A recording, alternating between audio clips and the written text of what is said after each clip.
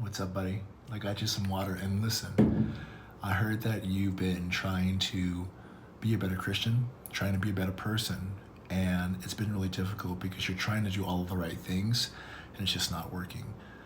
Listen, there's no possible way in this earth that you're going to be able to just do enough of the right things to become a better person on your own. That's not how it works. And that's what it says in John. Listen, in John, God is calling himself the vine, and he's calling us the branches. He says, I am the vine, you are the branches.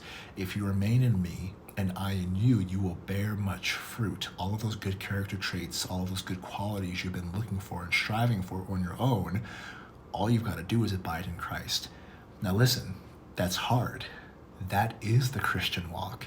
That is the Christian walk because it takes effort. It means that you have to deny yourself to make time for God. You have to say, I have to limit distractions. I have to find an accountability partner. I have to make time to go to church and be in community with other believers. I have to make time to read my Bible. I have to make time to worship and meditate on God because those things allow me to connect with him, not because it stores up some sort of brownie point that makes you just a little bit better. No, you can't do it on your own.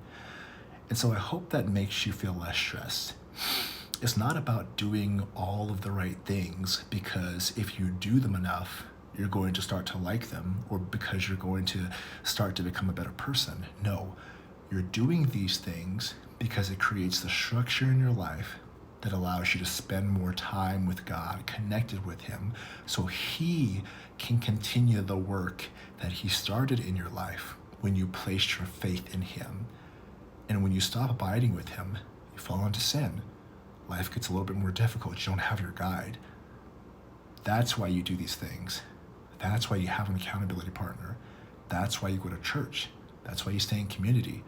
Because all of those things are supports in your life that open up more time for you to connect with God and abide with him, not the other way around.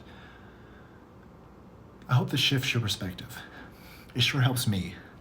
Chaplain Canada was on our base a couple weeks ago, and he was talking about a time where he was completely burnt out, and all he could do as an army chaplain was literally just say God's name over and over again. He couldn't read scripture. He had no energy. He was completely wiped.